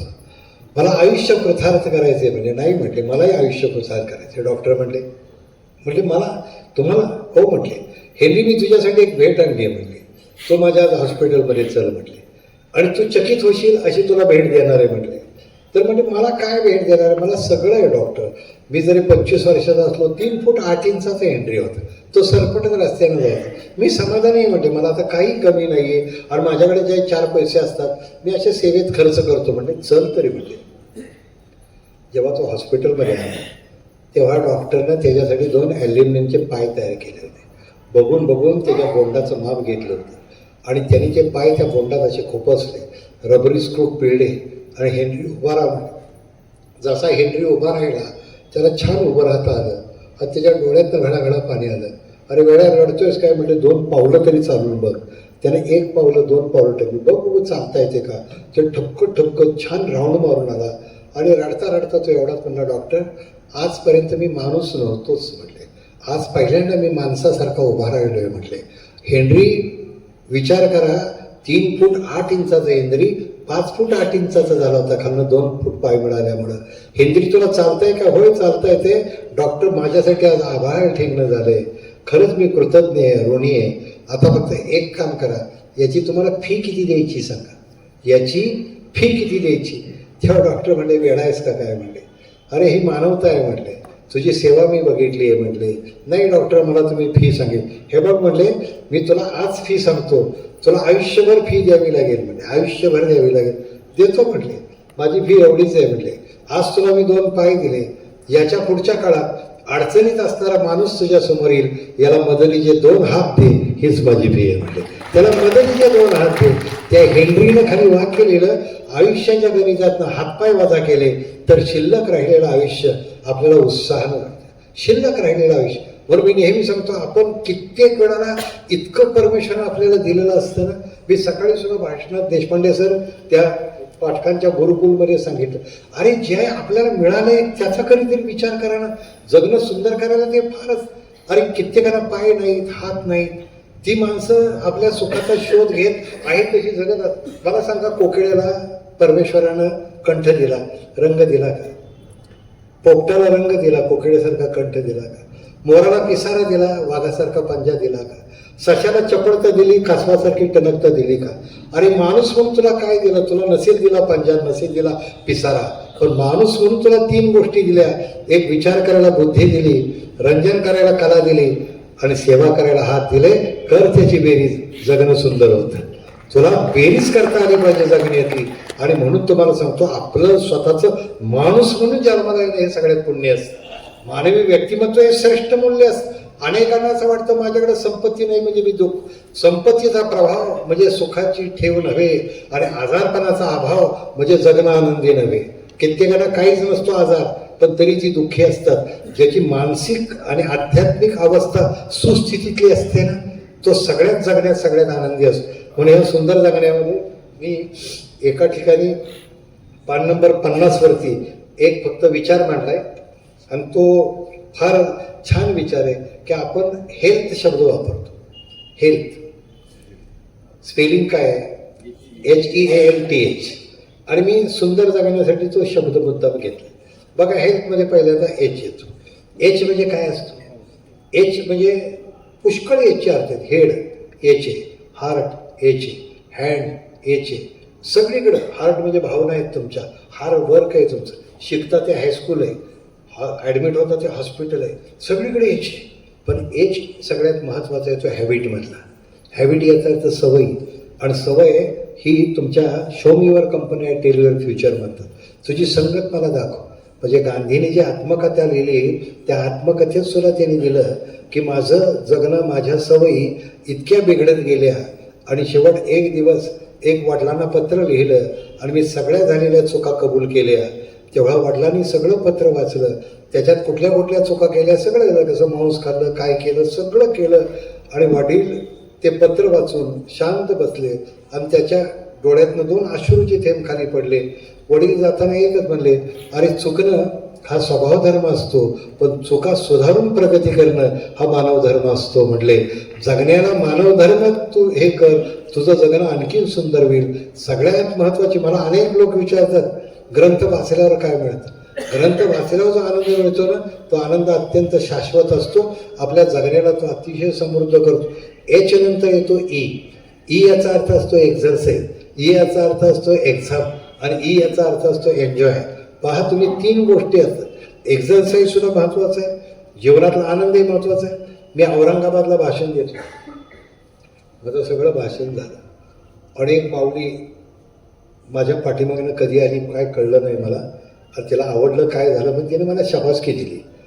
एवढी दणदणीत शाबासकी दिली बरं का, मी तोंडावर पडता पडता वाचलो आणि मी नमस्कार केला. म्हटलं हो हो छान, म्हटलं आय लाईक युअर लेक्चर, म्हणजे तुझं भाषण मला आवडलं. म्हणले छान, तू ह्याच विषयावर बोलतोस का, असं तुला एक मंत्र देते. म्हणजे तू मला पहिल्यांदा सांग, जज माय एज म्हणजे माझं वय किती आहे, माझं वय किती. आता म्हटलं चुकून जास्त झाला तर दुसरा रपाटा पडायचा, पण मी काही बोललो नाही. मी म्हटलं आय डोंट नो, म्हटलं मला काही कळत नाही. म्हणजे मिस्टर पाटणे आय एम 75, मी 75 वर्षाची आहे. म्हटलं त्यामुळं शुभेच्छा तुमची दणदणीच होती. म्हटली हे बघ, म्हणजे मी तुला जाताना एक मंत्र देते, तू सुंदर जगण्यासाठी बोलतोस ना, मी हा मंत्र याही पुस्तकात लिहिला आहे सगळा. त्याच्यात त्यांनी सांगितलं की मंत्र एक लक्षात घे, 1 पट खायचं, 2 पट पाणी प्यायचं, 3 पट चालायचं आणि 4 पट हसायचं आणि 5 पट आनंदी राहायचं. म्हटले काय सुंदर मंत्र आहे बघा. आपली पहिल्याच टप्प्यात दुपटीनं सुरुवात होते. 1 पट खायचंय, 2 पट पाणी प्यायचंय, 3 पट चालायचे. आता चालणं तर आपण विसरून गेलोय. बहुतेक सगळे इतके बाईक आहे, गाड्या आहेत, आदांतरीच आहे सगळी जनता सध्या. म्हणजे जसं त्या शरीर विज्ञानात ॲट्रॉफी नावाचं एक तत्व आहे की ज्या गोष्टीचा वापर तुम्ही करणार नाही ते हळूहळू नष्ट होत जाणार आहे. पायाचं काय होणार आहे माझं मलाच कळत नाही. पण आपण हसणं सुद्धा विसरून गेलोय. आता आपल्याकडं हसणं सुद्धा, घरातला TV आपल्याकडे जास्त बोलतो. मला नेहमी असं वाटतं, अरे आज आपल्यावरची संस्कार करणारी माध्यमं ग्रंथासारखी, भाषणासारखी, नाटकासारखी इतकी. आज घरामध्ये घरातल्या माणसांपेक्षा TV वर काय असतं, TV काय त्या मालिका आहेत. म्हणजे माणूस आणि कुटुंब सुस्थितीत राहील असल्या मालिका नाहीत, सगळ्या भानगडी. म्हणजे मी मध्यंतरी आमच्या बायकोला सहज विचारलं, हे काय बघतेस तू. म्हटले बरं, बायकोला असं बोलायची पण सोय नसते, कारण ती असं नंतर बघते की आपल्याला कुठं बघावं कळत नाही. होय म्हणजे तू काय, म्हणजे काय झालं काय. म्हटलं तू तिथं मी का कुठली तरी मालिका अशी होती, आता जुनी असेल ती. म्हटलं ती बाई, म्हटलं ती दिसते, म्हटलं तिचं अगोदर वेगळ्या बरोबर लग्न झालं होतं, आता वेगळं काहीतरी चाललंय. म्हटलं तर बायको माझ्याकडे बघते, एवढं कशाला बारकाईनं बघताय म्हणजे त्याच्यात. म्हणजे व्हायला का लग्न झालं इथे तर. अगं म्हणलं ही आपली शेवट कुटुंबी व्यवस्था आहे. म्हटलं आणि हे बघा, म्हटले झेपत असेल तर बघा, हे करमणुकीचं माध्यम आहे. आणि झेपतच नसेल तर आपलं खोलीत बसून अभ्यास करा. म्हटले काय आम्हाला TVची गरज आहे आणि महाराष्ट्राला तुमची गरज आहे. म्हटले तेव्हा आम्ही आपलं गप बसलो. अगं म्हटलं पण हे पटतंय का तुला, हे म्हटलं ते त्या माणसाला कळत नाही, त्या बाईला कळत नाही. म्हटलं तुम्ही किती महिन्यातनं मालिका. म्हटलं मी 3 महिन्यानंतर ही मालिका बघतोय आणि हे स्थित्यंतर एवढं गतीनं 3 महिन्यात होतंय. म्हटलं तिनं मला इतका छान सल्ला दिला, हे बघा म्हटले ती बाई किंवा तो पुरुष, ती बाई या पुरुषाबरोबर जाईल, नाहीतर तो पुरुष त्या बाईबरोबर जाईल. आपण दोघं एकत्र आहे ना. म्हटले अजिबात काळजी करायची नाही. मला असं वाटलं विश्व जी माझे घर ह्यालाच म्हणतात बहुतेक. तुम्ही मला सांगा, आमचं विश्व सगळं, आमची कुटुंबी व्यवस्था सगळी, सगळं मंडळी आणि आम्ही सुंदर जगण्यावरती बोलतोय. आमच्या जगण्यातलं हास्य आता इतकं मावळं. मला त्या पुलंचं होतं, पुलंनी सांगितलं जगामध्ये असा एक माणूस शोधून दाखवा, जगी सर्व सुखी असा कोण आहे. प्रत्येकाच्या विवंचन आहे, प्रत्येकाला काळजी आहे, फक्त त्यातनं तुम्हाला वाट शोधता आली पाहिजे. मग जसं पोलंडचे एक उदाहरण दिले बघा, फार सुंदर आहे. माझं शरीर म्हणजे थोडं वातोळं होतं, गुडघेमधनं दुखायचे. कोणीतरी विचारलं की भाई गुडघे जर दुखायचे थांबले एक दिवस तर, म्हणजे एक दिवस जर गुडघे थांबलेच असं तुम्हाला वाटतंय तर तो दिवस म्हणजे वर जाण्याचाच असणार आहे म्हणजे, तोपर्यंत काही माझे गुडघे थांबणार नाहीत म्हणजे.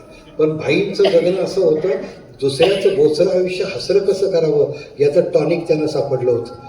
त्यांनी सांगितलं की आनंदी कसं राहायचं, म्हणजे सगळ्याच जगण्याला सगळ्याच अपेक्षा कधीच पूर्ण होत नाहीत, लक्षात घ्या.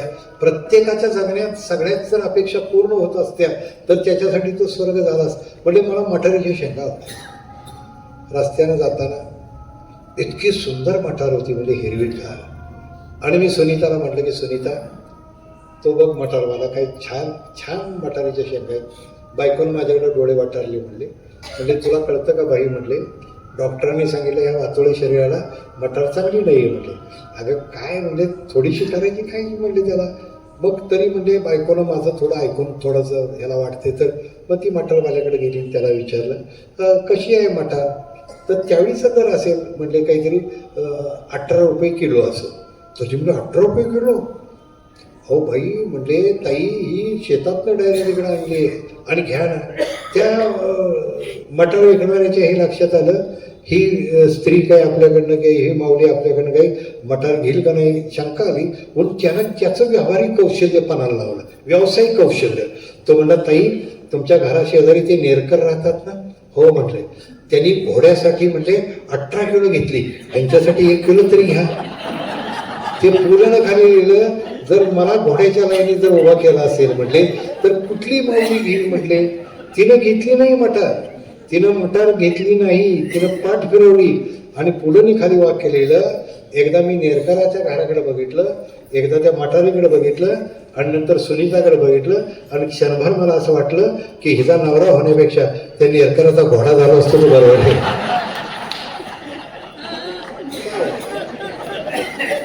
मला तुम्ही सांगा किती सहजपणे त्यांनी हे केलं.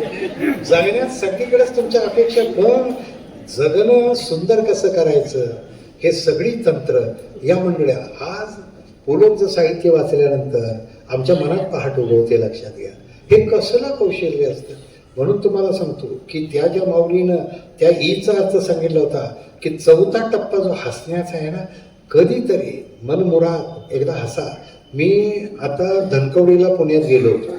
माझं व्याख्यान संपल्यानंतर एक गृहस्थ आले, वृद्ध होते बिचारे. पाटणे म्हणले द्या टाळी म्हणले. काय म्हटलं, म्हणजे तुम्ही 1 वर्षापूर्वी इथं धनकवडीत आला होता का नाही भाषणाला, हो म्हटलं आलो होतो. म्हणजे त्यावेळी जे हसलो त्याच्यावर आजच हसलो म्हणले. म्हणजे काय वर्षभर करत होता माणूस. मला तुम्ही सांगा आपल्या जगण्यातलं जेव्हा आपण हसणं गमावतो ना त्यावेळेस जगणं दुःखाला प्रारंभ होतो. तुम्हाला मी सांगतो अगदी नसेल तर स्वतःहून हसा कुठेतरी, कारण हसणं हा फुफ्फुसाचा व्यायाम असतो आणि हसणं हा माणुसकीचा सुंदर आविष्कार असतो. जगण्यातलं हसणं हे जगण्यातलं फुलणं असतं, लक्षामध्ये घ्या. आणि म्हणून मी नेहमी सांगतो की एन्जॉय हा त्यातला भाग. त्यानंतर ए येतो. एचा अर्थ ॲटिट्यूड आहे, तुमच्या जगण्याचा दृष्टिकोन. की कित्येक वेळेला पहा तुम्ही, आज मी आमच्या अण्णा धुमाळांचं वाचनालय बघितलं. त्यांना मी जाताना एक शब्द बोललो की बाईनं संसार सजवावा तसं तुम्ही ग्रंथालय सजवलं. एका रांगेत मुलं उभी राहावीत ना, एका रांगेत तुम्ही सगळी भांडी कोंडी ठेवावीत ना, असं सुंदर. मी करंबळकर साहेब तुम्हाला सगळ्यांना धन्यवाद देईन, कारण गावातलं ग्रंथालय हे गावातलं ज्ञानमंदिर असतं, लक्षात घ्या. गावातली उंची संस्कृती मोजायला इथल्या इमारती किती उंच आहे बघितलं जात नाही, तुमचं ग्रंथालय तुमच्या ज्ञानसंस्था बघितल्या जातात. आज सगळ्यात महत्त्वाचं ती दृष्टी आम्हाला मिळते. आज मी नेहमी सांगत असतो की आता मी काल आमच्याकडे साहित्य संमेलन होतं, मोठं साहित्य संमेलन होतं आणि आमचा विषय होता की मराठी समाजाला लागलेली विचारभ्रष्टता. आणि मी पोट तिडकीनं तिथं अर्धा तास बोलत होतो. आज तुम्ही मला सांगा की जगण्यातला आनंद ज्याने आम्हाला द्यायचा, आमची भौतिक समृद्धी करायची, आज ती मंडळी राजकीयदृष्ट्या आज इतकी भ्रष्ट होत चालली. तर दुःख कुठलं असतं तुम्हाला सांगू का. सामान्यपणे जगणारा माणूस तो नाही प्रतिष्ठेची अपेक्षा करत, पण भ्रष्टतेला जेव्हा अभयन प्रतिष्ठा मिळते ना त्यावेळी समाजाचं जगणं सगळं धोक्यात आलेलं असतं, लक्षात घ्या. समाजाचं जगणं धोक्यात आहे. आजही तुम्ही मला सांगा की आम्ही कुठल्या राजकारणाच्या पलीकडे मी कित्येक वेळा जातो, मला ते राजकारण माहीत नाही, मी नाथपैंची भाषणं ऐकलेला माणूस आहे. नाथपैंचा मी स्वतः व्यक्तिगत अभ्यास केला आहे. मी बेळगावला जाऊन नाथपैंच्यावरची 3-3 दिवस भाषणं केली आहेत. आज यशवंतराव चव्हाणांची मी भाषणं बघितली. आज यशवंतराव चव्हाणांनी साहित्य कला संस्कृती मंडळ निर्माण केलं. त्यावेळेस त्यांनी सांगितलं, माझ्या महाराष्ट्रातल्या, माझ्या समाजातल्या ज्या सगळ्या संस्कृती आहेत आणि सृजनशील विचार आहे याचं पॉवर हाऊस म्हणजे माझं साहित्य संस्कृती मंडळ व्हावं. आणि त्यांनी पुढं सांगितलं की समाजातले सगळेच प्रश्न बंदुकीच्या गोळीनं सुटत नाही, शस्त्राच्या घातकानं सुटत नाही, ते विचार आणि संस्कारानं सुटतात. आणि हे विचार आणि संस्कार द्यायचं काम हे साहित्य करतं, लक्षात घ्या. आज हा साहित्याचा दरबार आहे. त्याला तुम्ही सरस्वती नाव दिलंय, लक्षात घ्या. ही सरस्वतीची वीणा तुम्ही झंकारत राहते. मला कित्येक वेळा वाटतं की आपल्याकडे मोठे मोठे म्हणजे नाथ पै गेले. अगदी आपण राजकारणात सुद्धा काही माणसं एवढ्या उंचीची होती, आज दिसत नाहीत. ती दुष्काळ कुठला पडलाय सांगा.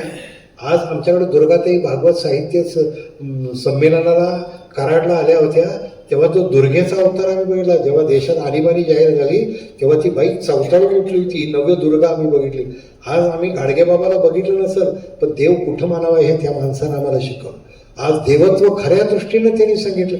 आज देवाचा व्यापार चाललाय, आज देवाची दुकानदारी चालली आहे. आज सगळीच मंदिरं जेव्हा ज्ञानपीठं होतील, प्रबोधनकार ठाकरे म्हणले ती मंदिरं जर ज्ञानपीठं व्हायची असतील तर मंदिरात म्हणजे ते भले तुमचं ज्ञान मंदिर असेल, ते विचारांचं पर्वत इथं उभं राहिलं. मी कौतुक करतो तुमचे. 86 वर्ष एखादी व्याख्यानमाला चालते, हे तुमच्या ज्ञाननिष्ठेचं सर्वात सुंदर उदाहरण आहे, लक्षात घ्या. हे सर्वात सुंदर उदाहरण. कुठली वाचनं आहे, कुठली आहे. आज राजकारणामध्ये मी पुस्तक जेव्हा लिहिलं चैतन्याचं चांदणं, तेव्हा प्राचार्य भोसलेंनी त्याचं प्रकाशन केलं. आणि मी तासगावला असल्यामुळं आर पाटील माझे मित्र होते. राजकारणात संबंध नाही, गरीब होते, जिल्हा परिषदेचे सदस्य व्हायचे, गप्पा मारायला माझ्याकडे यायचे. नंतर आमदार झाले, नंतर मंत्री झाले. आमच्या दोघांच्यातलं नातं कधी तुटलं नाही. कायम रोज रात्री 2 दिवसांना एकदा ते फोन करून बोलणार. जेव्हा मी चैतन्याचं चांदणं लिहिलं त्यावेळेस ते एक वाक्य बोलले. मी 55 महापुरुष देशपांडे साहेब त्यात लिहिले. जसं तुम्ही लिहिलं, चांदरात लिहिलं, शब्दफुलं लिहिली तुमची. आणि मला ते वाक्य इतकं सुंदर बोलले. म्हणले, माणसाला मृत्यू असतो सर, पण ग्रंथाला आयुष्य असतं. म्हटले, शेवटचे ग्रंथ तुमच्या जगण्याला नवी उर्मी देतात. आज जेव्हा मी त्यांच्यावरती काल साहित्य संमेलनात बोललो, त्या यशवंतराव चव्हाणांचं योजना चातुर्य, या माणसानं डान्सबार बंदी केली म्हणून अनेकांचं जगणं सुंदर झालं. या माणसानं गाडगेबाबा अभियान आणलं म्हणून गावोगावं सुंदर झाली. पण मला एकानं त्यांच्यातल्या पक्षातल्या लोकांनी प्रश्न विचारला, म्हणजे तुम्ही फार कौतुक करताय. म्हणजे त्यांना सुद्धा आम्ही उपमुख्यमंत्रीपद दिलं की त्यांनी सगळं केलं म्हणले, पण त्यांना कुठं म्हणले कारखाना काढता आला, त्यांना कुठे शिक्षण संस्था काढता आली. मी काय उत्तर दिलं तुम्हाला सांगू? मी त्या ग्रस्ताला उत्तर दिलं, लाल बहादूर शास्त्रींनीही कारखाना काढला नाही आणि त्यांनी शिक्षण संस्था काढली नाही. नाथपैंनी तसं काही केलं नाही, यशवंतरावनी तसं केलं नाही. पण या माणसाने जी आम्हाला मूल्य दिली त्याच्यावरती राष्ट्र उभं असतं, ही गोष्ट लक्षात घ्या. आज मूल्य हा आमचा सगळ्यात मोठा अमृतकुंभ असतो, ते हरवत चालले. म्हणून तुम्हाला तो सकारात्मक दृष्टिकोन येतो, ए मधनं येतो. त्यानंतर याचा अर्थ असतं लव. मी त्याच्यावर बोललो की परस्पर प्रेम भाव हा जगण्यातला सुंदर जगण्याचा पाया असतो. त्याच्यानंतर HEALT, टी याचा अर्थ टेन्शन फ्री लाईफ. तुम्हाला जर तणावमुक्त व्हायचं असेल ना तर एक छंद जोपासा. जगण्याला ज्याचा छंद असतो ना तो सगळ्यात मोठा आनंदी असतो, लक्षात घ्या. कुठला ना कुठला तरी, भले तुम्हाला अगदी उद्याच्याला काही लता मंगेशकर व्हायचं नाही आणि राजा रवी वर्मा पण व्हायचं नाही, पण चांगलं चित्र काढत असेल तर काढत राहा. तुमचं मन त्यात गुंतत राहतं. आणि शेवट LTH येतो. H याचा अर्थ असतो हॅपी माइंड. जेव्हा तुमच्या सवयी चांगल्या असतात, दृष्टिकोन स्वच्छ आणि सुंदर असतो, परस्परावरती तुम्ही प्रेम करत असता, तणावमुक्त जगण्याची तुम्हाला कला साधलेली असते, तेव्हा जगणं खरंच सुंदर होत असतं. जगणं सुंदर करायला फक्त काही मंत्र ग्रंथात असतात, ते जवळ बाळगा. मी शेवट तुम्हाला एकच सांगेन की या सृष्टीनं तुम्हाला एवढं भरभरून दिलंय.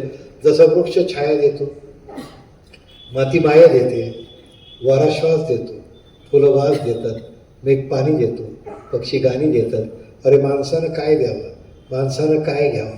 माणसानं प्रेम द्यावं, माणसानं प्रेम घ्यावं, एकमेका हात द्यावा, देता देता एक व्हावं, संस्कृतीचं गाणं गावं आणि जगणं सुंदर व्हावं. धन्यवाद.